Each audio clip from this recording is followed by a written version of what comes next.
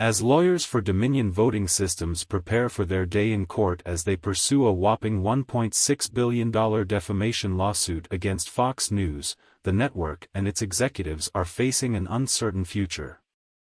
According to a report from The Guardian's Adam Gabbett, beyond the financial hit the conservative network would take, there is the loss of viewership, reputational harm as a news source and a growing divide with the Republican Party that the network has been working with hand in hand for years.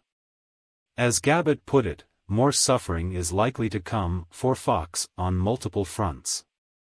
Writing that Fox News's legendary hold over the Republican Party is on the wane, and even speculation that the Murdoch family's position atop the Fox conglomerate could be at risk, the report notes that the threat of shareholder lawsuits is a very real thing that could set off a power struggle.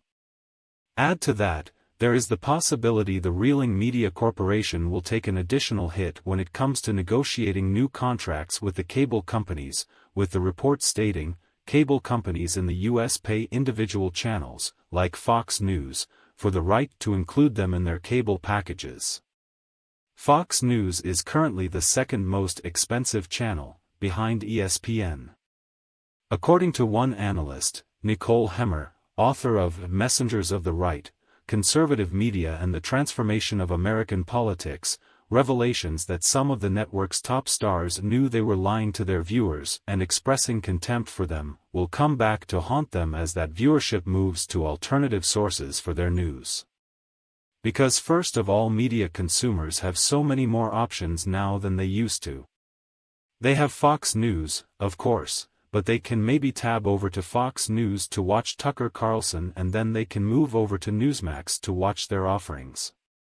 There are all sorts of online streaming outlets, podcasts, all kinds of things, Hemmer explained before adding, and there will be other conservative media outlets that will continuously remind their audiences that Fox News hosts have said this about them, and allege that Fox News is just another part of the corporate elite media that doesn't like you.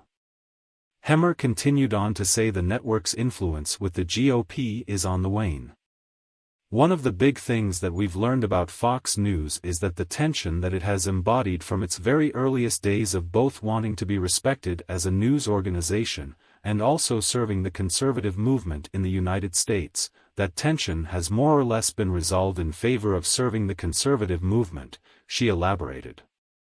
It's not going to have that same agenda-setting power, because it's just not going to be treated as a serious news outlet by other news organizations.